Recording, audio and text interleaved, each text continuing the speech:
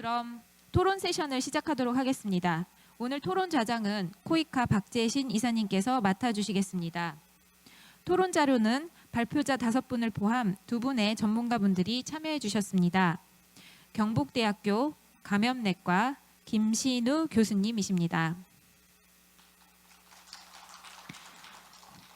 그리고 코이카 사업전략기획팀 김현원 팀장님이십니다. 그럼 박재신 이사님 토론 세션 진행 부탁드리겠습니다. 네, 안녕하십니까. 코이카 박재신 이사입니다. 오늘 먼저 발제해 주신 5분의 교수님들께 큰 감사를 드립니다. 사실 오늘 그 발표해 주신 5 연구팀의 연구 주제들은 저희 코이카가 2개월 전에 연구를 의뢰한 그러한 주제들입니다. 2개월 전에 이 연구를 의뢰하면서 이 5가지 주제들은 코이카의 국제질병퇴치기금실, 그리고 ODA 연구정보센터, 그리고 SDG 성과관리팀 등 이 보건 감염병 관련된 우리 전문가들이 있는 부서들의 역량들을 한데 모아서 지금 이 시점에 우리 한국의 경험을 잘 정리해서 우리 개발협력 파트너 국가들과 공유를 한다면 어떠한 주제들이 가장 유용할까, 뭐 이렇게 서로 중지를 모아가지고 뽑아낸 5가지의 연구 주제들이었습니다. 그때 이 3개월 기간 동안을 통해서 이러한 주제들에 대해서 좀 정리를 해 주십시오라고 부탁을 드리면서 저는 개인적으로 이거 3개월 후면 이 사태가 다 종식되고 이미 이제 시의성 다 놓쳐버리는 것이 아닐까, 좀 더 빨리 연구 결과 어떻게 받아볼 수 없을까, 그런 조급한 마음을 가졌던 것이 사실입니다만은 그것이 정말 얼마나 그 세상 물정 모르는 그 단견이었는지, 아직도 2개월이 지난 이 시점에서 이 코로나19 사태는 뭐 종식되기는커녕 그 한가운데서 사회적 거리두기, 우리 다 마이크 쓰고 계시고 여전히 그 여파가 진행되는 과정에 있습니다. 그런 면에서 이 5가지 주제들에 대한 오늘 그 개발협력 포럼은 얼마나 그 시의적절한 것인지 스스로 또 그런 면에서는 다행이라고 생각을 하게 됩니다. 오늘 부득이하게 이렇게 오프라인으로 현장으로 그 참석자들을 모시지 못하고 인터넷 온라인을 통해서 이 개발협력 포럼을 현재 공유하고 있습니다. 우리가 보통 이 개발협력 포럼에는 한 100분에서 150여 분을 현장에 모시고 갔는데요. 오늘은 이렇게 온라인으로 하다 보니 현재 이 심플로에만 현재 200명이 꽉 차서 입장에 계십니다. 제가 이 정도면 충분하지 않을까 생각하고 200분을 열었는데 지금 꽉 차 있고 아직 못 들어왔다는 분도 저희가 뭐 소식을 받고 있어서 죄송하게 생각합니다. 또한 코이카의 그 페이스북을 통해서도 현재 스트리밍으로 시청하고 계시는 분이 또 한 200여 분 되신다고 합니다. 물론 심플로에 입장하신 분과 페이스북 입장하신 분이 일부 겹칠 수는 있습니다만은 그럼에도 불구하고 이렇게 우리가 오프라인 행사로 했던 개발협력 포럼보다도 훨씬 많은 분들이 지금 오늘 참여를 하시고 발제도 들어주셨습니다. 감사를 드립니다. 네, 그러면 지금부터 한 50여 분간에 걸쳐서 오늘 5분의 연구 교수님들이 발제해 주신 내용을 중심으로, 그리고 더 크게는 오늘 그 포럼의 주제인 코로나19 대응 체계의 분석과 우리 개발협력 사업의 적용이라는 더 이제 포괄적인 주제에 관련해서도 역시 가능한 그런 토론을 진행해 보도록 하겠습니다. 사회자가 소개해 드린 것처럼 오늘 토론에는 먼저 지정 토론자로서 2분을 모셨습니다. 김신우 경북대학교 교수님, 김현홍 코이카 사업전략기획팀장 모셨는데요. 먼저 첫 번째 김신우 교수님으로부터 토론 말씀을 청해 듣도록 하겠습니다. 10분 정도 사용해 주실 계획으로 토론해 주시면 감사하겠습니다. 네, 교수님. 네, 소개 감사드립니다. 제가 여기 앉아 있으면서 많은 것을 배우는 것 같습니다. 제가 가지고 있는 생각의 스코프는 환자 보기, 또 지역사회에서 감염병 대응, 뭐 이런 측면에서 있다면 좀 거시적인 그런 이야기들을 많이 들었던 것 같습니다. 코로나19에서 저는 대구시 감염병 관리 지원단장 이렇게 되어 있습니다. 지원단이라는 게 각 시도마다 많이 생겼는데 이번에 대구시의 행정력의 어떤 집행을 위해서 전문적인 조언을 하는 입장에서 역할을 하게 되어서 감사를 했고요. 병원에서는 감염내과를 전공하고 있는데 환자를 보는 그런 의사였습니다. 오늘 제가 말씀드리는 것이 현장의 목소리 또는 현장에서의 어떤 느낌 이런 것들을 좀 전달하는 기회가 될 것이라고 생각합니다. 개인적으로는 슬라이드를 만들었지만 토론자여서 슬라이드를 제시하지 않는데 제가 생각을 잘 하기 위해서 제가 만든 것을 보면서 의견을 드리고자 합니다. 토론에서는 뭐 이때까지 주제로 나왔던 것들을 많이 배웠다라고 말씀드렸고요. 좀 느껴지는 것들은 우리나라가 굉장히 큰 장점을 제가 생각했던 것보다 훨씬 더 잘하고 있다 이런 부분을 느꼈고요. 지금 저희가 그 환자를 보는 사람으로서 느끼는 것은 포스트 코로나 이런 말을 쓰는데 요즘 뭐 포스트 코로나는 없다. 그냥 위드 코로나 이렇게 코로나와 함께 가자 이렇게 해야 될 것 같다라는 생각을 하고 있습니다. 그런 용어를 쓰시는 분들이 종종 계십니다. 저는 대구에서 그 폭발적으로 많이 생기던 그 시점에서부터 지금까지 있는데 지금은 굉장히 예전에 비하면 너무너무 평화의 시기인 것 같습니다. 대구에서의 경험과 국내에서 또 어떤 대비가 되었는지에 대한 제가 느낀 시각과 그 타이틀이 개발협력 포럼이기 때문에 제가 느끼는 개발협력에서 이런 것들을 좀 강조해서 좀 봐야 되지 않겠나 이런 제 친구 중에서 우간다에 의료 선교사로 가 있는 사람이라든지 제 톡방에 뭐 엄청 많은 사람들이 들어와 있는 이렇게 바깥에 해외에 있는 사람들이 있어요. 그런데 여기는 검사도 안 되고 아무것도 안 되는데 어떻게 하면 좋겠느냐, 감기 증상만 있으면 격리해야 되느냐 이런 질문이 들어온 적이 있습니다. 제가 그 의견을 제 친구를 통해서 검사가 안 되면 아무것도 안 된다. 눈 감고 불 끄자는 거냐 이렇게 제 친구에게 이야기한 적이 있고요. 그런 것들을 좀 느꼈고 그래서 개발도상국 흔히 코이카가 사업하는 영역에서 의료인의 입장에서 이런 부분을 좀 초점을 맞췄으면 좋겠다라는 의견을 드리겠습니다. 대구 경북에서 처음 아시다시피 병상이 모자란 그런 것들을 제일 많이 느꼈고 처음 특별히 중환자실, 보통 중환자실 있죠. 그러나 중환자실 중에서도 음압 병상이 되는 중환자실은 굉장히 드물죠. 제가 있던 지역에서는 3개밖에 없었습니다. 지금은 점점 늘어나서 한 50개, 60개 정도의 음압이 되는 중환자실을 확보했다. 이제 다시 철거하고 있습니다. 환자들이 많이 줄고 그렇게 음압기를 이동형 음압기라고 달아서 임시적으로 만들었던 거를 계속 할 수는 없으니까 이 중환도 많이 줄었고 병상이 부족했다라는 게 제일 큰 스트레스였고 그래서 타지에 보내는 그 프로세스 등을 막 확립하고 이런 것들이 있었습니다. 장비도 부족했고 이런 사태를 겪을지 아무도 몰랐던 시절에 큰 일을 겪었던 것 같습니다. 해결은 이렇게 어려움이 닥치면 민과 관과 같이 합쳐서 해결을 해 갔는데 기존에 이렇게 네트워크가 좀 중요한 것 같습니다. 메디시티라는 네트워크가 있어서 병원장들끼리도 서로 싸우지 않고 톡방을 가지고 서로 이야기하고 하는 그런 기존 네트워크라든지 행정력을 도와야 되겠다라는 그런 예전에 우리 요즘처럼 최근에 조사를 해보니까 의료인에 대한 인지가 많이 좋아졌더라고요. 그래서 그런 것들도 이런 어려움에 대해서 이렇게 나서는 것을 보고 좋아졌는데 어려움이 있을 때 같이 나서야 되겠다라는 그런 것들을 했는 것 같습니다. 제 감염병 관리 지원단장으로서 지원단이 이게 어떤 결정을 할 때 도움됐던 것들이 행정력에 뒷받침이 됐다고 생각하고요.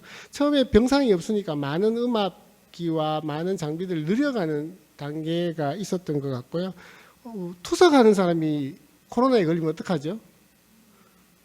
투석을 하는데 제일 끝에 할 수도 없고 다 열려져 있는데 그래서 음압이 되는 투석되는 방 찾아야 되고 아이가 산모가 또는 정신질환자가 이런 많은 예상치 못한 상황들을 막 닥치면서 이거는 누가 하자 이 환자들은 어느 병원에서 보자 등등의 역할 분담들을 해갔던 것 같습니다.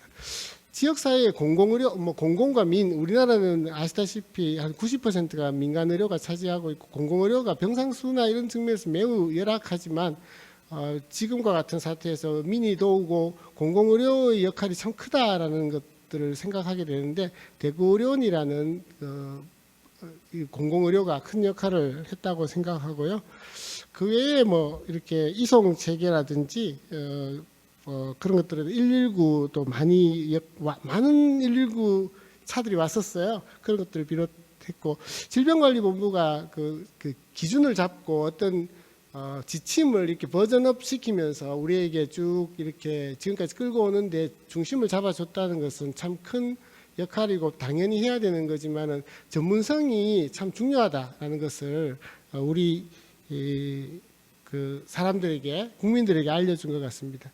최근 제가 질문을 보니까 이렇게 환자를 제가 대답하는 게 좋을 것 같아서 환자를 이렇게 격리 해제를 시키는 게 2번의 음성이 되면 격리 해제되는 것을 10일 만에 격리 해제를 시키는 게 위험하지 않나라는 질문이 있는데 학문적으로는 마이너스 2.3일부터 감염력이 생겨서 마이너스 0.7일의 최고의 감염력을 가지고 있다가 7일에서 10일 정도 되면 감염력이 없어지고 11일 넘기면 오래된 감염, 그 뒤에 양성 나오는 것은 감염력이 별로 없다라고 거의 전문가 집단은 생각합니다. 그래서 그 기준을 바꾸는 충분한 근거가 있어서 너무 걱정하지 않으셔도 되겠다고 제가 질문을 읽으면서 했고 이런 것들도 지금 재양성자라는 환자들을 관리하지 말아라라고 질병관리본부가 지침을 줬고 최근에 또 너무 오래된 감염에 대해서 너무 신경 쓰지 않아도 된다라는 이 지침 같은 것들을 줌으로써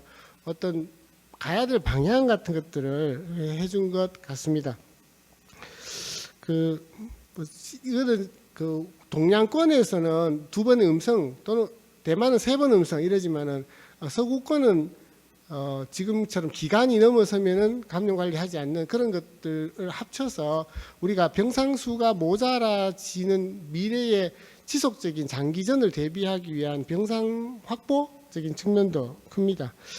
우리가 이런 것들을 통해서 뭐 사회적 거리두기 강조를 많이 하셨는데 사회적 거리두기가 마땅한 약이 없고 백신이 없는 상황에서 제일 중요한 거고 동참이 없으면 안 되는 시민의 힘 이런 것들을 강조하셨고 저희들도 똑같이 그렇게 생각합니다. 그래서 의료 붕괴가 일어나지 않는 상황에서 견뎌내었다. 일부는 뭐 이렇게 집에서 기다리다가 사망하신 분이 있다라고 하지만 소수였었고 또 현장에서 제일 중요한 신의 한 수는 생활치료센터를 열었던 겁니다. 의학적으로는 facility isolation, 시설 격리라고 하는데 우리나라에서 시설 격리라는 용어를 쓰면 굉장히 거부감이 있었을 것 같아요. 그 시설 격리라는 용어를 아름답게 포장을 해서 생활치료센터, 마치 치료가 되는 듯한 곳에 치료가 좀 되긴 됐죠. 그리고 의료기관으로 인정을 하냐 마냐라고 하다가 의료기관으로 인정합니다. 그리고 의사도 있느냐? 의사도 있습니다. 응급할 때 전원 갈 수 있느냐? 전원 갈 수 있는 서비스 등을 통해서 그 생활치료센터를 치료센터가 있다고 하더라도 작동을 하려면 이게 점수 체계가 작동해야 됩니다. 스코어링 시스템. 위험한 사람은 3차 병원 중환자실로 가고 생활치료센터에 가도 되는 80% 환자는 그쪽으로 이렇게 보낼 수 있고 대구에서는 많은 환자가 생길 때 대구시 의사회 회원들이 아침 저녁으로 전화하면서 지금 컨디션이 어떤지 물어가면서 그거를 체크하고 뭐 대구의료원으로 보내기도 하고 근로복지공단 대구병원으로 보내기도 하고 3차 병원 중에서 또 보내기도 하는 이런 그 생활치료센터가 생기고 스코어링을 체계를 만들고 제가 격리당한 적이 있는데 그때 만들었는데 하여튼 그것을 이렇게 대구시 의사회에 제시를 하고 대구시 의사회가 그것을 봉사로 점수를 측정하고 그래서 환자들을 많이 소개했던 그런 경험이 있습니다. 2차 대유행을 지방자치단체마다 많이 준비하고 있습니다.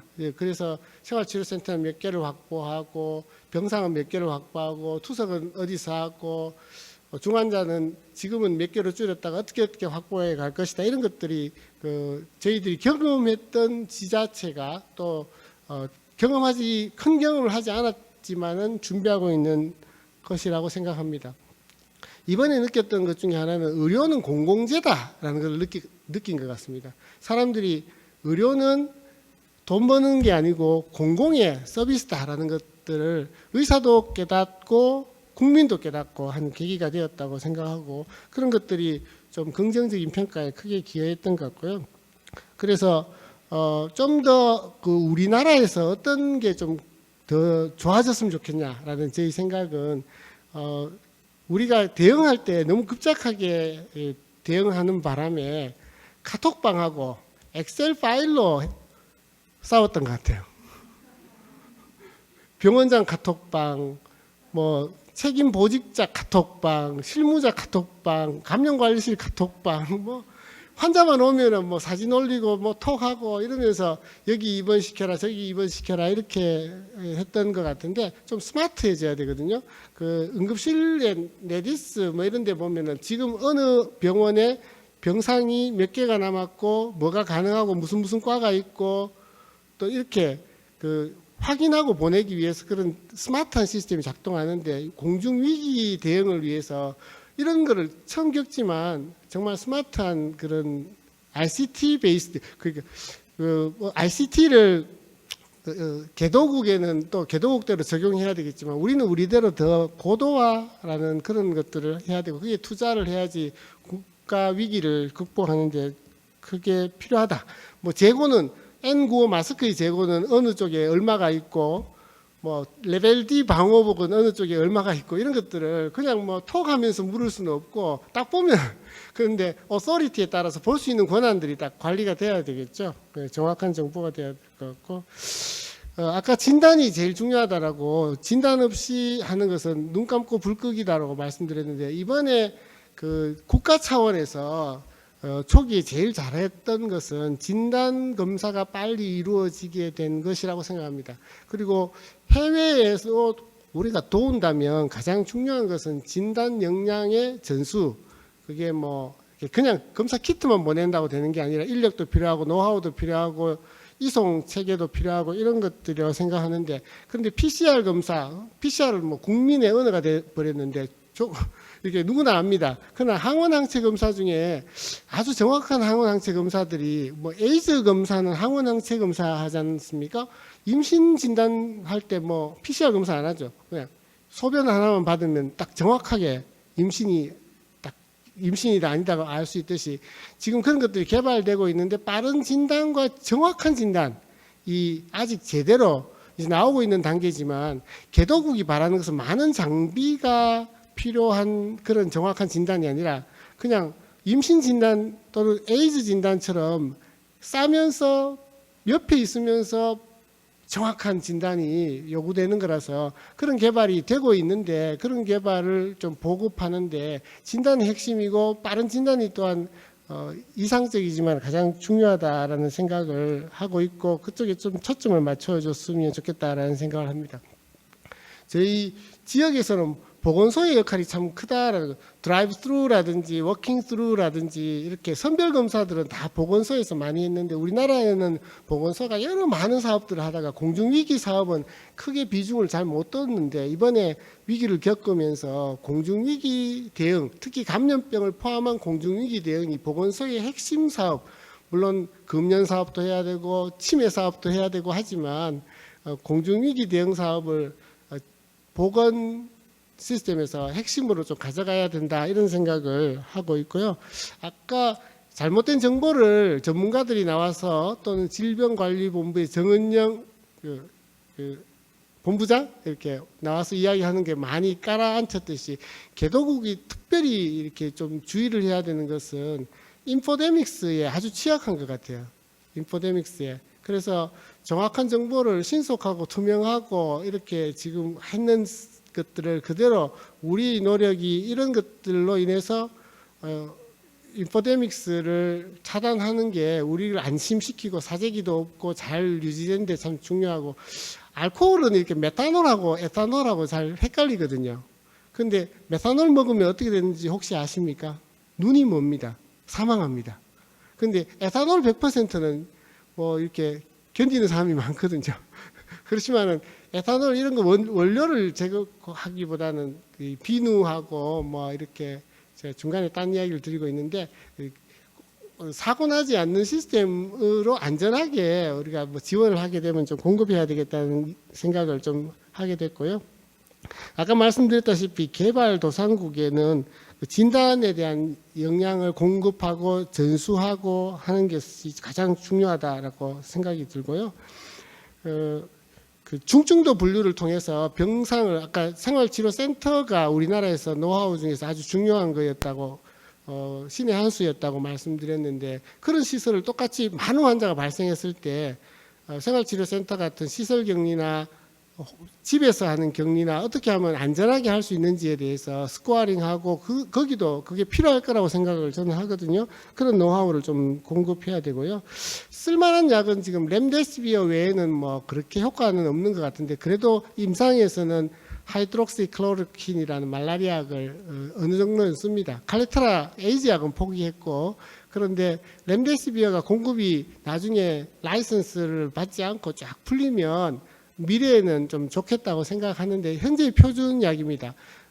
이번 회복 기간을 4일 정도 줄였는데 4일 줄인 것 가지고 뭐 그리 굉장한 약이냐 싶겠지만은 그 인플루엔자는 하루 이틀밖에 못 줄입니다. 그런데 인플루엔자는 사망률이 낮고 이건 사망률이 비교적 2.3% 정도 높으니까 더 효과적인 약이 나왔으면 좋겠다 싶지만 뭐 여하튼 렘데시비어라는 치료약이 잘 공급되는 개도국에도 잘 공급되는 체계가 되면 미래에는 좋겠다 싶고요. 아까 포스트 코로나는 없고 위드 코로나가 있다라고 말씀드렸는데 이것을 정말 포스트 코로나로 바꾸는데 핵심은 예방약이 효과적으로 나오는 건데 요즘 예방약이 나오겠나라고 걱정하시는 분들이 많더라고요. 항체도 많이 떨어진다는데 뭐 이렇게 하면서 저희들 최근에 혈장을 이렇게 도네이션 받는 병원들이 저희 병원 제가 근무하는 경북대학교 병원도 혈장을 도네이션 받는데 43명 중에 38명이 항체가 여과가 있어요. 3개월째. 물론 100%딱 있으면 좋겠는데 이게 6개월, 9개월, 12개월 이렇게 길게 갈 때 정말 그게 있을까 좀 우려는 됩니다. 그러나 너무 바닥이다. 항체가 금방 없어지는 것 같지는 않고 제가 이게 우리가 자연적으로 알았는데 생기는 항체보다도 예방접종이 항체를 더 효과적으로 만드는 예도 있어요. 예를 들면 파상풍이라는 병이 있어요. 그 개도국에 많은 병인데 파상풍은 앓고 지나가도 내가 면역이 안 생겨요. 근데 예방접종은 10년 면역을 개런티 할 만큼 효과적인 백신도 나올 수 있거든요. 그래서 예방 백신에 대해서 저는 좀 지금까지 연구에서 좀 긍정적으로 생각하고 있습니다.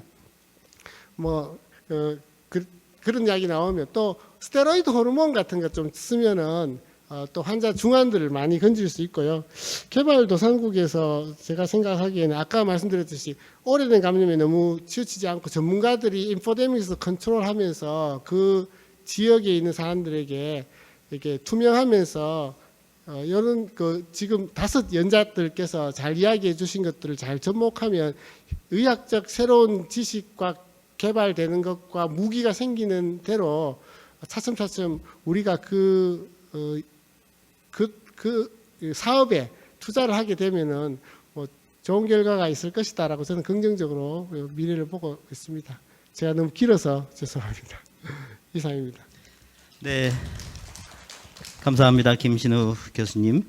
그 대구시 감염병 대응 지원 단장으로서 현장의 생생한 목소리를 전달해 주신 것 같습니다. 초기에는 뭐 병상 부족이라든지 장비 부족으로 어려움을 겪었으나 민간 협력을 통해서 해결해 나가셨다는 얘기, 그 과정에 또 시설 격리라는 단어를 안 쓰고 생활치료센터라는 그 신의 한 수 용어를 쓰면서 뭐 이런 것들이 또 긍정적으로 받아들여졌다는 말씀, 또 그리고 진단이 제일 중요해서 그 빠르고 정확한 진단 역량을 공유하는 것이 또 우리 개발협력의 중요한 주제가 될 거라는 말씀을 해 주셨습니다. 아주 울림이 있는 말씀이셨습니다. 자, 이어서 두 번째 지정 토론으로 우리 코이카의 사업전략기획팀장 김현원 팀장님 청해서 듣도록 하겠습니다. 역시 10분 정도 부탁드리겠습니다.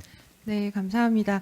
앞서 5분의 그 발제, 그 연사분들의 그 논의와 또 하나의 발제이기도 하고 토론으로서 김신우 교수님께서 또 이 5개의 주제에 사실 포함되지 않았으나 굉장히 중요한 포인트였던 임상과 치료 부분에서의 현장에서의 경험까지 나누어 주셔서 사실 이 코로나 대응에서의 한국의 경험들이 이 종합적으로 분석되는 다각적인 다차원적인 그 면들이 다 오늘 논의가 나오지 않았었나 싶습니다. 지금 오늘 개발협력 포럼의 주제 자체가 코비드-19 대응 체계에 대한 분석과 개발협력 사업에서의 적용인데요. 앞서서 이제 연구를 진행해 주셨던 결과를 논의해 주시면서 한국의 경험 자체들에서의 그 성공, 유효했던 포인트들이 어떤 부분이었는지에 초점을 더 많이 맞추어 주셨다고 하면 이제 이 부분들을 숙제로서 이제 코이카가 개발협력 현장에서 정말 이 넓은 범위의 주제들을 어떻게 적합하게 맥락 있게 유효하게 수행해 나갈 수 있을 것인가, 목적성을 가지고 방향성을 가지고 갈 수 있을 것인가의 숙제를 이제 안게 된 부분 같습니다.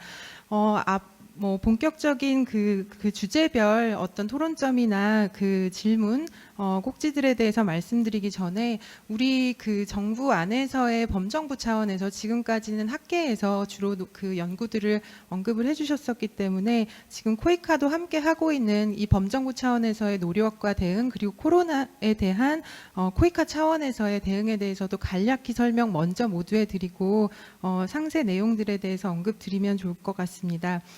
우리 정부가 잘 아시는 것처럼 범정부 TF들이 굉장히 많이 가동이 되고 있습니다. 그 중에서도 지금 그 저희가 고민하고 있는 우리가 개발협력을 통해서 나눌 부분이 무엇인가 K방역에 있어서 하는 차원에 있어서도 그 K방역에 대한 그 국제 방역협력 TF가 지금 외교부가 주관하고 모든 부처들과 함께 협업해서 진행이 되고 있는데요.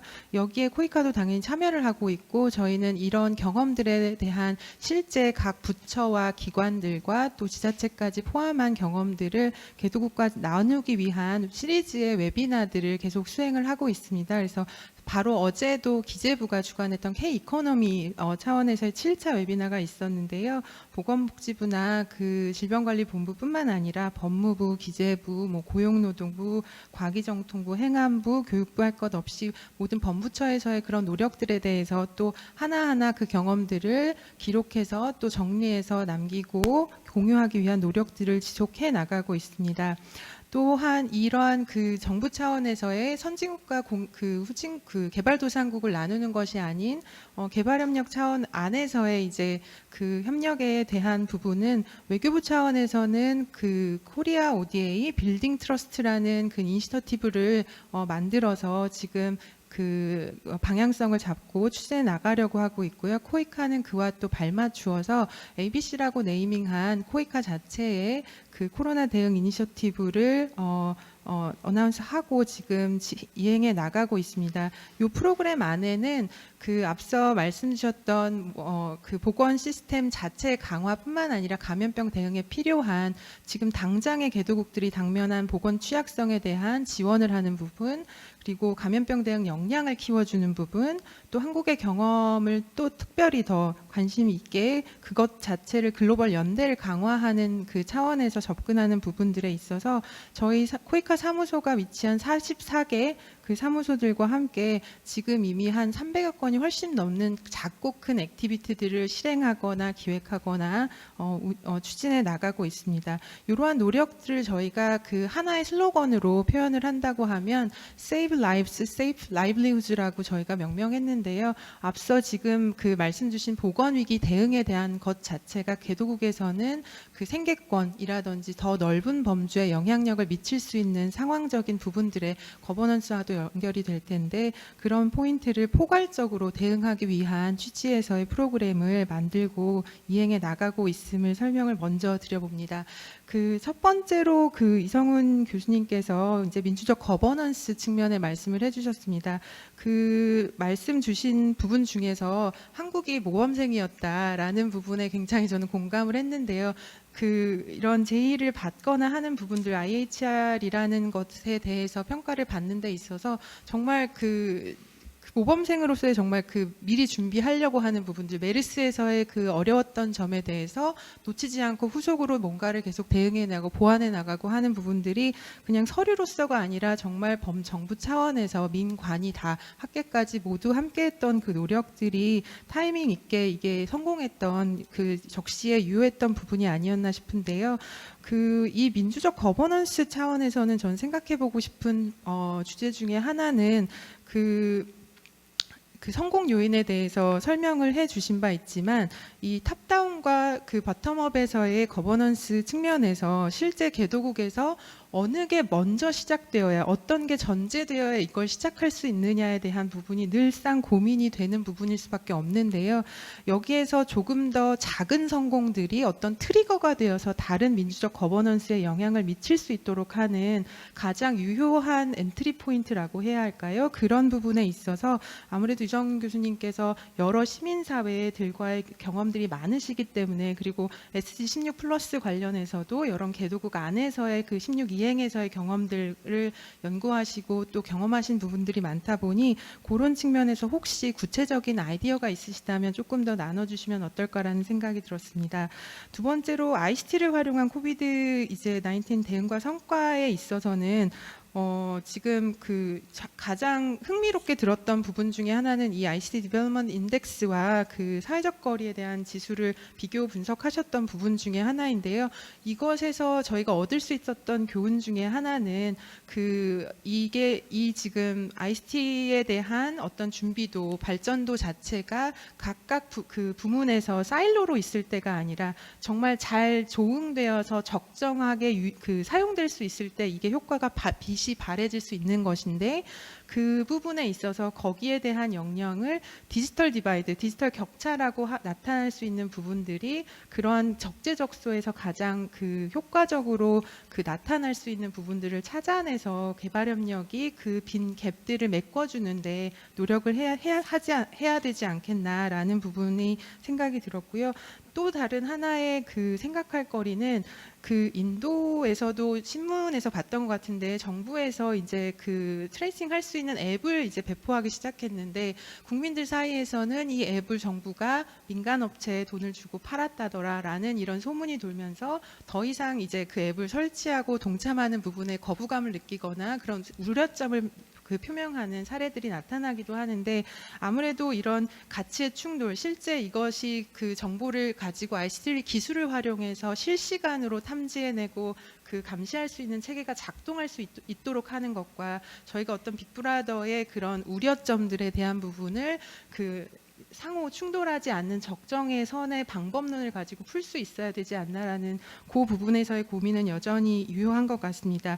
이 부분에 있어서의 대안으로 생각해 본 부분은 앞서 발표에서도 예시해서 보여주신 바 있었지만 공공 데이터를 활용해서 직접적으로 국민들이 어떤 수혜를 받는 우리가 공유하고 있는 데이터들을 가지고 사회적 편익이 어떻게 나타나는구나에 대한 직접 경험들, 그러한 작은 경험들이 모여서 어떤 사회적 신뢰가 토대가 된 상태에서 그러한 전체 감시 체계가 ICT를 적정히 활용한 상황에서 이루어질 수 있다면 이상적이지 않을까라는 생각을 해보았습니다.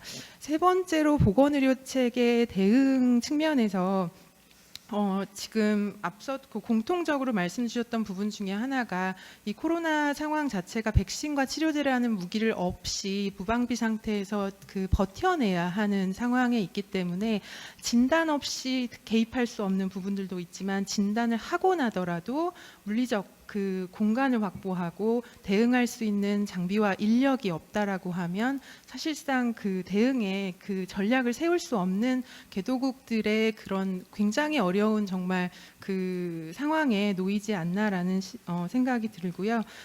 구체적으로는 그런 검체 채취 프로토콜이라든지 하는 부분들을 짚어주신 부분들이 가장 와닿는 부분 중에 하나였던 게요.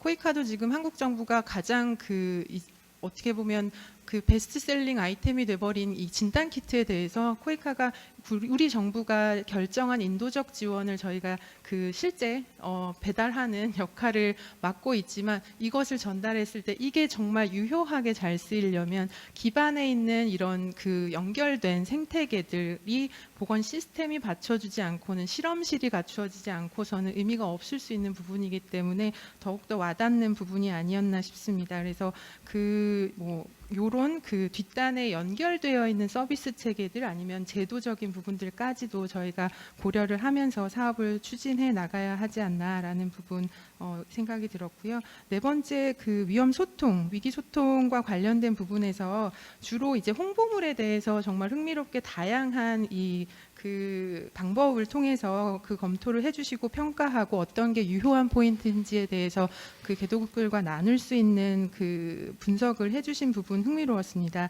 근데 이것과 관련해서 전 조금 더 이제 저희가 더 생각해 보면 좋겠다라고 생각한 부분은 아무래도 이 홍보물 자체에 대한 평가에 국한해서 이제 보기는 했는데, 그 이외에 여러 다양한 매체들, 사실 현장에서는 뭐 라디오라든지 그 가장 그 현지의 커뮤니티에 접근할 수 있는 방식의 홍보 수단 매체들에 대한 부분, 그리고 그것들에 접근할 때 어떻게 사회문화적으로 연령대별로 아니면 어떤 그 집단별로 특화된 오디언스에 대해서 센서타이징 할 것이냐가 참 중요한 부분이기도 합니다. 그래서 코이카 같은 경우 지금 봉사 단원들이 다 이제 한국으로 돌아와 있는 상태이지만 일부 단원들은 현장에서 활동하던 그런 경험을 잘 살려서 현지에 딱 맞춤형의 어떤 이 홍보 포스터를 만드는데 재능 기부를 한다든지 하는, 아직까지도 그 연락의 끈을 놓지 않고 지원할 수 있는 활동들을 개입하고 있기도 합니다. 그리고 마지막으로 그 감염병 대비 대응 체계 분석해 주신 부분 관련해서 또 굉장히 흥미로웠는데요. 실험실이랄지 아니면 그 휴먼 리소스 부분, 그리고 그 역학 조사하는 이런 그 부분에서의 그 스파 분석이나 제2 분석에서의 그 저희 사무소가 그 개입하고 있는 곳들에서의 평가가 상대적으로 좋았다라고 하는 부분을 말씀 주셨는데, 사실 한국 정부가 2015년에 그 IHR의 그 미국 주도 버전인 GHSA 글로벌 보건안보 구상의 정상회의가 열렸을 때 한국 정부가 그 GHSA와 연관되어 있는 연계 사업을 1억 불 가량을 코이카를 통해서 무상원조로 지원하겠다라는 공약이 있었고요. 그 안에서 GHSA에서 11개 액션 패키지 중에서 3가지를 골랐던 게 딱 지금 말씀하셨던 그 실험실 강화에 대한 부분, 그리고 그 휴먼 리소스 역학 조사관들에 대한 교육을 강화하겠다는 부분, 마지막으로 이뮤나이제이션에 대한 부분을 중점 타겟해서 지원한다고 한 약속을 했고, 그에 따라서 코이카는 그 보건의료 요 연계된 사업들을 추진하는 국가들에서는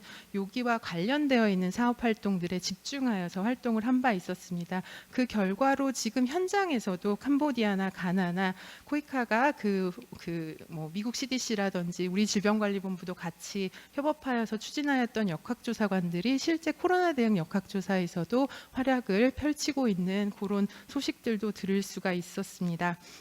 그리고 보여주셨던 그 교차 분석들을 통해서 각 지역별로 저희가 그 추후에 개발 협력을 추진해 나갈 때 있어서 더 감안해야 하는 그 요소들, 그 부분들에 대해서 제시해 주신 부분이 굉장히 유효하다고 생각하고요.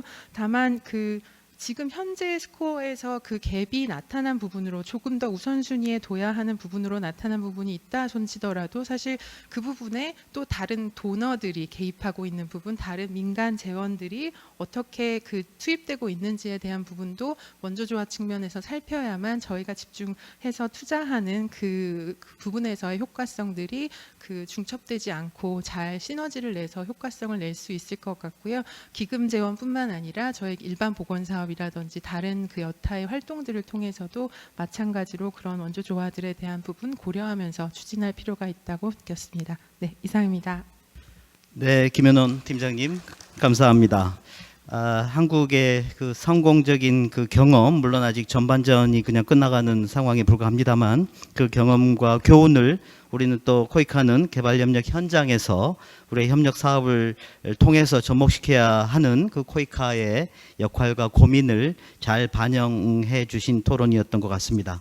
우리 그 5분의 발제자 개개인에 대해서 또 코멘트를 해주시면서 더불어 이제 질문들도 좀 해주셨는데요. 그러면 이 우리 김현원 토론자의 그 답변을 하시면서 또 우리 그 발제자들께서 한 번씩 그 말씀을 하실 기회를 드리는 것을 같이 겸하면 좋을 것 같습니다. 먼저 이성훈 교수님부터 이렇게 많은 요소, 민주적 거버넌스에도 많은 요소, 접근의 우선순위가 있을 것 같은데 어떤 그 트리거라고나 할까요? 그 엔트리 포인트로 어떤 부분들을 잡아서 이제 접근을 하면 좋겠는가 하는 이제 그 질문과 함께 또 우리 이제 심플로의 우리 그 이 교수님께 이제 요청된 질문이 하나 있죠.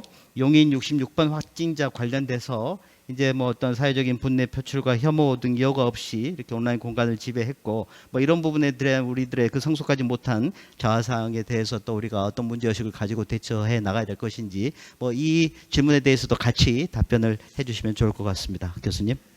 네, 감사합니다. 불러보니까 질문이 2개가 있는데 하나는 그 이태원 사건에 대한 평가하고 그다음에 그 시빅 컴플라이언스, 그러니까 준수하고 참여가 이게 어떻게 구분되느냐 2가지 질문이 있었습니다. 그 전에 일단은 먼저 저는 박재신 이사님, 제가 농담으로 박재신 이사님 발음하다니까 백신이 되네요. 박재신을 수줄여서다. 한국 정부가 신속하게 했다 그랬는데 코이카가 2달 전에 이걸 한 거잖아요. 저 그때 깜짝 놀랐거든요. 굉장히 선제적인 대응을 한 거잖아요. 그래서 저는 오늘 들으면서 너무너무 고민된 게 그 ICT하고 소통, 그다음에 감염병과 보건체계, 그다음에 거버넌스 요 5개 주제를 이게 한 게 너무너무 적절했고 그래서 저는 너무너무 많이 배워서 이번 기회에 한번 종합적으로 왜냐면 거버넌스 입장에서는 이게 다 요소긴 요소거든요. 저희 하면서도 논의하다가 다른 걸 잘 모르니까 좀 약간 불안했거든요. 근데 이게 4개랑 같이 연결이 되면서 시너지가 많이 생긴다는 생각에서 축하드리고 감사드리고요. 이 결과가 코이카의 장기 코로나 이후 대응하는 데 많이 도움이 되기를 바라는 마음으로 더 열심히 연구해서 마지막까지 하겠습니다. 그 질문이 2개가 있었고 그다음에 김현원 장님이 이제 질문 주신 게 16번 관련한 거였는데 뒤에 거부터 하면 16번 관련해서 제가 이제 파워포인트 하나 하긴 했는데 쭉 얘기 들으면서 저는 이미 이제 기본적으로 하는 건 다 하시잖아요. 근데 한국적인 걸 좀 살린다면은 저는 한국 정부가 하는 이번에 그린 그다음에 디지털 뉴딜 있잖아요. 그것과 좀 연계를 잘 했으면 좋을 것 같아요. 왜냐면은 대통령도 얘기하셨지만은 이게 끝났다고 끝난 게 아니잖아요. 그러니까 지금 우리나라 잘하다가도 또 러시아가 옆에 있고 그다음 일본이 또 어떻게 될지 모르고 그런 상황 속에서 국제 공조가 그 어느 때보다도 중요한데 국내에서 하고 있는 그린하고 디지털, 특히 디지털 분야 아까 ICT 들으면서도 굉장히 많이 세웠는데 디지털은 근데 큰 돈 들이지 않고도 할 수 있는 분이 많거든요. 그다음에 이제 개도국에서 많이 하는 애플리케이션이라든지 그런 것들을 좀 잘 활용해서 연결해서 좀 하면 어떨까 그런 생각 많이 들었습니다. 그리고 그게 16번에 다 나와 있거든요. 특히 이제 알 권리라든지 차별 방지라든지 여러 가지. 그래서 디지털 부분을 좀 강특화해서 좀 했으면 제안을 좀 드리고요. 질문이 2개가 있었는데 이태원 관련해서 이 개발 인권 관점에서 점수를 매겨달라는 질문이 있었어요. 그래서 그걸 좀 어떻게 할까 고민했는데 이 시험에 보면 절대평가가 있고 상대평가가 있잖아요. 근데 절대평가를 하면은 우리나라는 한 B나 C가 되는 것 같아요. 제가 이제 서울대에서 한번 처음에 국제회의 할 때 서울대에서 코로나 관련할 때 어느 의사분이 뭐라 그랬냐면은 의료진들의 영혼을 갈아서 막았다라는 그런 표현을 해준 적이 있어요. 대구 같은 경우. 그만큼 굉장히 많은 사람들이 헌신적으로 해서 이제 막았는데 그거는 위기기에 가능한데 이게 계속 될 거냐라는 그런 얘기가 있었거든요. 그런 면에서 여러 가지가 하여간 잘 맞아 돌아서 했는데 그럼에도 불구하고 절대평가에서는 B나 C인데 다른 나라들이 워낙 못해가지고 선진국이 그래서 우리가 상대평가는 A로 올라가지 않았나 뭐 그런 생각을 좀 해보고요. 그래서 위기 때는 근데 이게 1년, 2년까지 갔을 때 과연 어떻게 될지는 좀 가봐야 되지만은 그래서라도 이번 기회에 좀 이렇게 역량을 국내도 다시 한번 좀 이렇게 성찰하면서 장기 대응을 할 필요가 있지 않나 그런 생각을 했고요. 그러니까 대표적인 사례가 싱가포르였죠. 아까도 싱가포르 얘기 나왔는데 싱가포르 같은 경우는 저는 싱가포르의 인권 수준이 드러났던 것 같아요. 싱가포르에 잘하다가 막힌 게 뭐냐면은 그 이주 노동자들이 집단 수송을 했는데 그거를 방치했던 거거든요. 거기서 폭발한 거거든요. 근데 그거에 비해서 우리는 뭐 대구도 있었지만은 그렇게 특히 이제 이태원 사건이 그런 경우인데 우리도 이태원 사건 할 때서 깜짝 놀란 게 우리도 이제 싱가포르로 가는구나 이런 생각했거든요. 근데 그 이태원 사건 같은 경우는 인권 쪽에서도 여러 가지 평가가 있었는데 흥미로웠던 게 뭐냐면은 성소수자 문제가 발생했는데 저는 그런 면에서 한국 사회 보편화된 인권 수준이 어느 정도 반영해 정은경 그 질본 그분이 그 전에 그 HIV를 담당하셨던 거죠. HIV/AIDS 그거 담당하면서 인권의 중요성, 소수자 중요성에 대한 인식이 있었거든요. 그러다 보니까 질본 자체가 인권적인 대응, 그러니까 소수자들을 고립시키고 막 비난하게 되면 다 지하로 숨고 그것은 방역에 전혀 도움이 안 된다는 거를 인권 쪽에서 얘기한 게 아니라 질본에서 먼저 그 얘기를 했거든요. 그걸 받아서 서울시에서 익명 검사 들어오고 그다음에 이런 일련의 과정들을 통해서 오히려 역설적으로 이태원 계기를 통해서 그 인권 쪽에서는 그게 성소수자한 차별로 갈 거라는 거를 굉장히 우려를 많이 했는데 오히려 역설적으로 방역의 성공을 위해서라도 차별하면 안 된다라는 식으로. 그러니까 이게 여기서 이제 포인트인데 성소수자에 대해서 내가 여러 가지 의견들이 있잖아요. 그럼에도 불구하고 방역 성공이라는 더 높은 가치를 위해서 차별하지 말자. 이게 최근에 어제 신문에 뭐로 연결됐냐면 차별금지법이 우리 사회에서 굉장히 큰 이슈인데 차별금지법에 대한 지지도가 높아간 거예요. 이게 뭐냐면은 이 바이러스가 사람을 차별하지 않는다를 누구든지 걸릴 수 있거든요.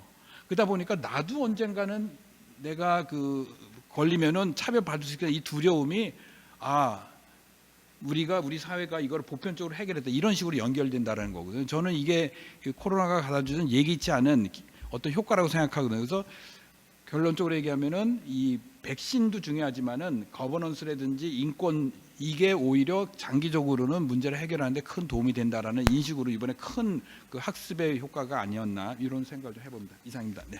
감사합니다, 교수님. 네, 윤상철 교수님. 우선 그 토론자의 질문으로서는 이제 디지털 디바이드 뭐 어떻게 효과적인 극복이 이제 필요하다는 부분과 함께 우리 또 심플로우에서 그 제시된 질문 중에 이제 가장 많은 그 투표를 받은 질문이 또 우리 윤상철 교수님께입니다.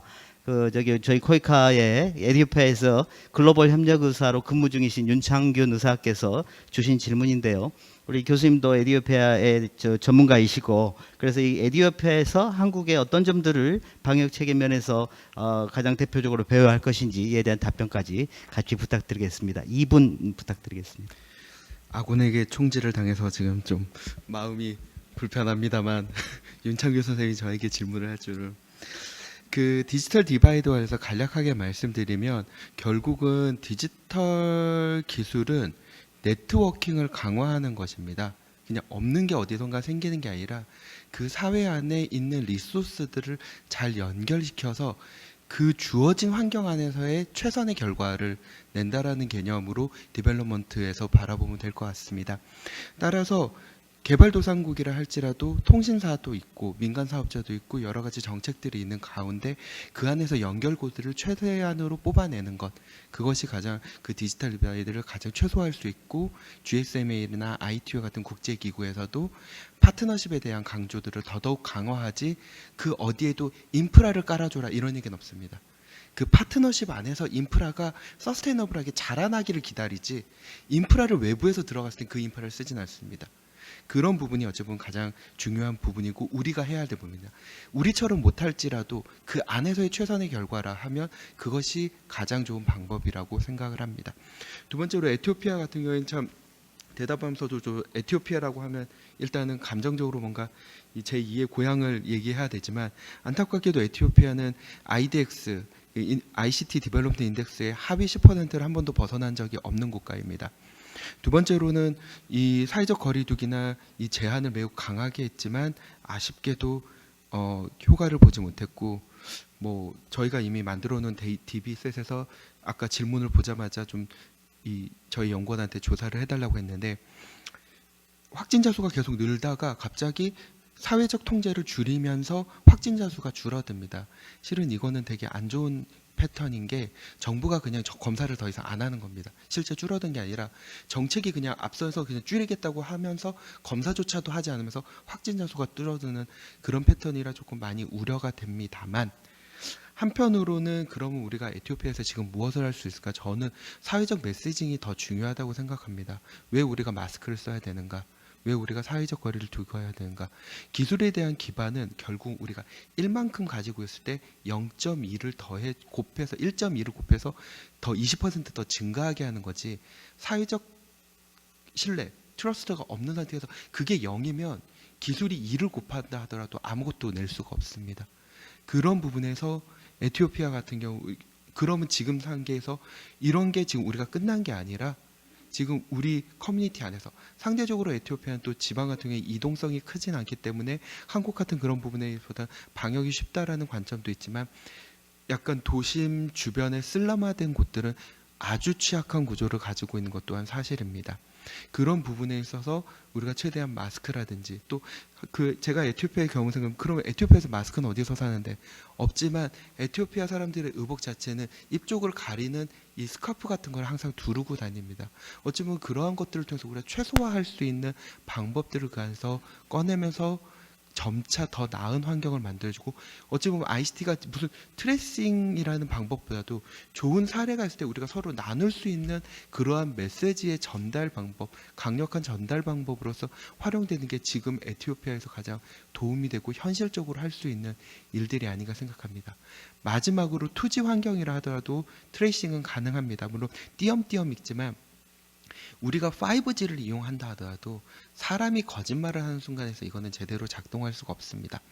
단적으로 한국에서도 알뜰폰을 쓰거나 핸드폰을 스스로 의도를 해서 끄는 경우에선 저희도 트레이싱이 못하는 건 마찬가지로 결국 마지막으로 사람으로 돌아가서 결국 신뢰가 있고 나의 행동이 우리 사회에 영향을 주는데 그것이 지금 내가 감염이 될다 할지라도 지금 이 상황에서 더욱더 긍정적인 방향으로 갈 수 있도록 만들도록 하고 그런 인식이 개선되도록 홍보 메시지를 잘 탑재해서 보내는 거 그거가 지금 에티오피아에 빨리 잘 시행되기를 간절히 바라는 마음입니다. 이상입니다.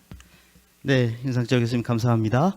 네, 탁상호 교수님, 그 진단의 중요성에 대해서는 우리 김신우 교수님도 토론에서 강조해 주셨습니다만은 토론자께서 우리 김현원 토론자께서 진단 후 대응 장비나 인력이나 이게 정말 중요한 과제가 아닌가 하는 점을 지적해 주셨습니다. 그 부분에 대한 생각과 함께요. 심플로의 우리 그 탁상호 교수님께 질문이 제일 많습니다. 그 중에서도 하나만 부탁드리면. 우리나라도 지금 증상이 없으면 뭐 10일 만에 이렇게 격리를 해제한다고 했는데 이러한 그 격리 해제 완화가 무증상 감염자의 감염 전파 면에서 어떤 영향을 초래할 것으로 보시는지 고견 같이 부탁드리겠습니다. 그 질문은 아까 대답을 해주셔서 제가 그냥 넘어가도 될 것 같고요. 그 질문이 많은 이유는 제 슬라이드에 반만 보셨기 때문에 그래요. 그래서 뭐 어쩔 수가 없다라는 생각이 드는데 제가 꼭 드리고 싶은 말씀은 이겁니다. 질문 중에도 하나 있는데 코이카 사업들이 대부분 중단되어 있고 지금 이게 4개월, 5개월 되고 있죠. 이 개발도상국은 코로나가 발생도 되기 전부터 코로나를 느끼고 그것이 사회의 위기를 초래하고 있는 그런 것들을 경험하고 있어요. 이게 왜 그러냐면 이런 모든 원조들이 중단되고 그러면 그 중단이라는 게 이 나라에서 그냥 부차적인 것이었냐 그게 아니라고 생각을 해요. 저는 굉장히 핵심적인 부분들의 지원이 이루어지고 있었는데 그게 중단된 거예요. 저희가 지도자들이 밖에서 국제공조 얘기하잖아요. 국제협력 해야 된다. 국제공조 하자고 얘기하는데 정작 와시를 중단했어요. 와시가 없으면 물이 없으면 어떻게 손을 쓸 수 있습니까? 개인위생을 할 수가 없죠. 병원에서 어떻게 병의원 의료진의 위생 그 관리가 되겠습니까? 그 사람들이 먼저 감염돼서 먼저 피해자가 되겠죠.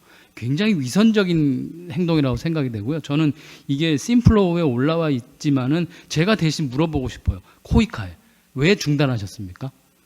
이유가 있겠죠. 저는 그 이유가 뭔지를 찾아내서 그 장애물을 제거하고 계속적으로 그 사업들을 진행해야 된다라고 생각을 해요.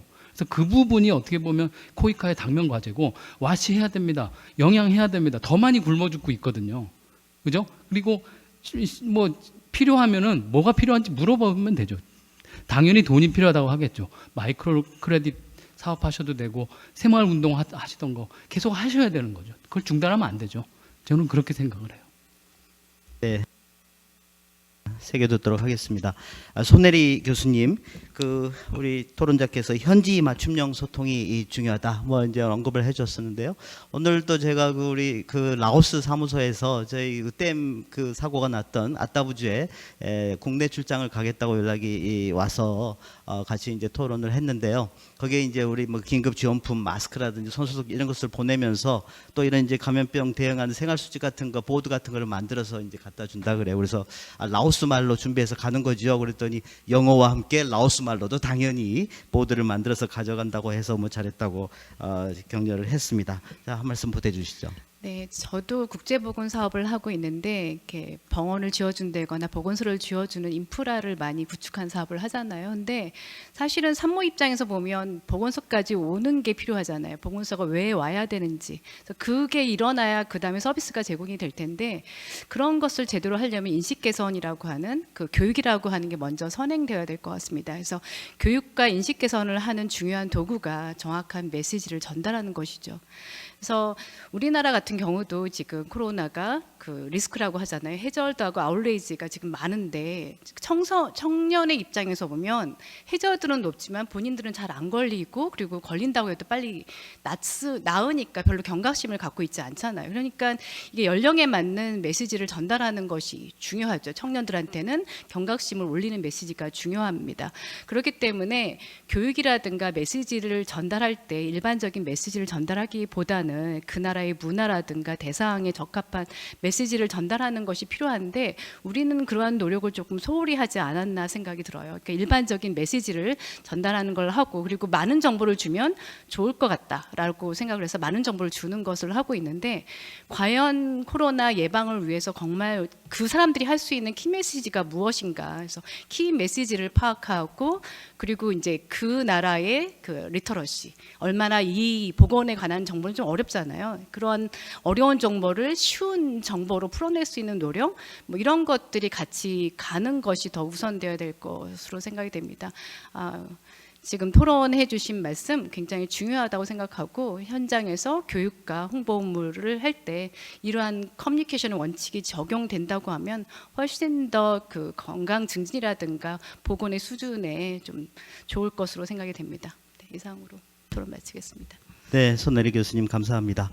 마지막으로 이윤현 교수님, 우리 심플로우에 질문이 하나 들어와 있습니다. JE하고 스파, SPAR 그 좋은 분석 감사드립니다. 그러나 이제 동시에 이 JE와 스파만 가지고 지원 우선 국가를 선정하는 것에 좀 무리가 있지 않나. 그러면서 이런 그 계량적인 분석보다도 좀 정성적인 분석이 훨씬 더 중요한 거 아닌가. 뭐 이런 의견을 제시한 분이 계신데 어떻게 생각하시는지 말씀 주시면 감사하겠습니다.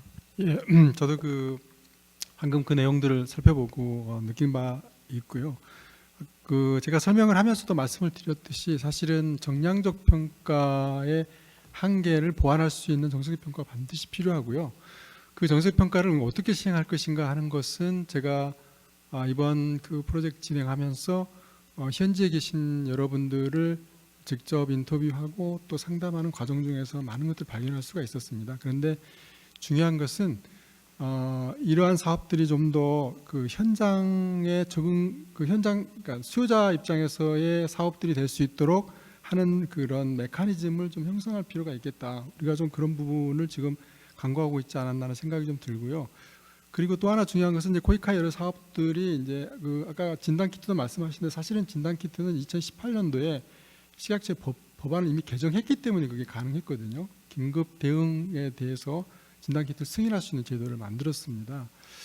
이처럼 저희가 생각할 때는 이제 그 코이카 사업도 좀 전체적인 프로세스가 좀 더 단축되고 특별한 프로그램을 좀 만들었을 때는 지금은 여러 가지 과정상 시간이 좀 많이 걸리는 프로그램들이 많기 때문에 당장 급하게 현지에서 필요한 프로그램들이 들어가는데 시간의 문제 제약성들이 많이 있는 것처럼 보여지더라고요. 그래서 이런 내용들을 다시 말해서 이제 향후에 이런 코이카 여러 사업들을 구상할 때 단지 그 프로그램 내용과 질을 따지는 것을 떠나서 어떤 위급성 또 신속성 이런 것들을 대응할 수 있는 대응 메커니즘을 만들어서 대응할 필요가 있겠다는 생각이 좀 듭니다. 보통 한번 프로그램 진행하면 뭐 준비해서 실제 액션에 들어갈 때까지는 뭐 4, 5개월 이상 걸리면 지금처럼 이런 팬데믹 상황에서 큰 효과를 발휘할 수 없지 않겠나 생각이 들고요. 또 여기 그 내용 중에서 제가 생각할 때는 이제 이런 프로그램이 분절적인 차원에서의 프로그램보다도 좀 더 통합 패키지 형식으로 가야 된다는 생각을 하게 됩니다.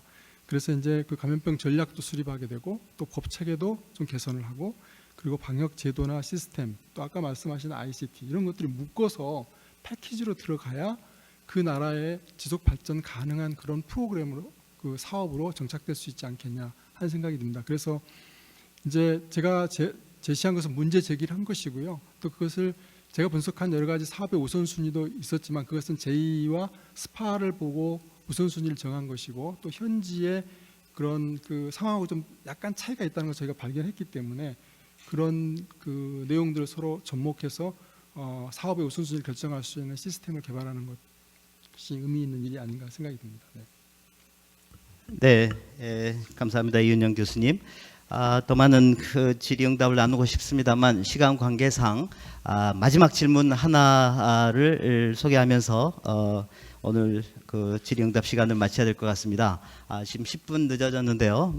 양해 부탁드리겠습니다. 지금 저희 이 현장에 외부 분들은 참석하지 못하셨습니다만 저희 코이카의 임직원이 사회적 거리두기 2m를 지금 지키면서 현장에 나와 계십니다. 오늘 이 플로우에서 나온 질문 하나만 소개시켜 드리겠습니다. 이거 어떻게 꺼져버렸네요. 네, 이 감염병 19 사태 이후에 일반 병원의 일반 환자들은 좀 줄어든 것 같습니다. 이 코로나19에 집중을 하고 이렇게 위생을 하다 보니까 실제 감기라든지 일반 그 질환 환자들이 줄어들었기 때문에 이런 일반 그 다른 병원의 그 환자들이 줄어든 것일까요? 아니면 이게 어떤 착시 현상일까요? 이런 부분들에 대해서 또 답변을 좀 부탁드리겠습니다. 감기, 폐렴 환자 등이 줄었기 때문에 이렇게 일반 환자들이 병원을 지금 상대적으로 덜 찾고 있는 것인지 그 이유가 무엇인지 어떤 분께서 답변을 좀 해주시겠습니까? 네, 제가 의견을 드려야 될 것 같은데요. 첫 번째는 필수적이지 않은 의료는 하지 않는 쪽으로 갔다라고 생각을 합니다. 우리나라가 의료 소비가 좀 국민건강보험 제도가 비교적 부담이 적어서 많은 의료 사용이 있습니다. 그러나 병원 자체에 가면 환자를 만날 기회가 충분히 있다라고 생각해서 응급실을 방문하는 것도 안 해서 나빠진 그런 사례들도 이렇게 들으시는 것처럼 필수적이지 않은 의료를 많이 줄이고 있고 필수적인 것은 하라라고 우리가 이야기할 만큼 그런 요소가 제일 크고요. 두 번째는 인플루엔자가 원래 2월, 3월, 4월까지도 원래 있어야 되는데 없었습니다. 피크가. 그만큼 손위생, 마스크 등을 통해서 유행병 그 독감이 없어진 거죠. 그래서 아마 사용 두 가지 이유가 다 그 병의원의 방문이 줄었는 이유라고 생각합니다. 네, 감사합니다. 김신우 교수님. 그 질문에 조금 짧게만 말씀을 드리면 결국은 올해 끝나고 나서 보험 청구 건수라든지 이런 결과를 봐야 될 것 같습니다만 보는 관점에 따라서 저는 착시 쪽이 아닐까 하고 생각을 하고 주로 가던 병들과 질환들의 군이 조금 바뀌었을 가능성도 조금 염두에 둬야 될 부분인 것 같습니다. 감사합니다. 마무리하기 전에 이 말 한마디는 꼭 하셔야 되겠다 하시는 우리 발제자 혹은 토론자 계시면 마지막으로 기회 드리겠습니다. 끝나기 전에 우리 이사장님 멘트 한번 들었으면 좋겠습니다. 이제 말씀 청할까요? 네. 마이크 준비됐습니까?